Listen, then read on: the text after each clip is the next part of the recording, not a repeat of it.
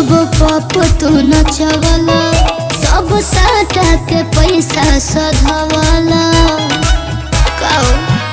ठीक नहीं करो ओ कगो बेली कगो पप तू नचवला सब साटा के पैसा सधवला तनी दया करो ए हवाला पर तो होई जाई बवाल तोरा भागला हपो कहे बड़े खिसियाती है पागला हपो अब ठुमका हो अब ठुमका लगाओ चल तबला पे अब ठुमका लगाओ चल तबला पे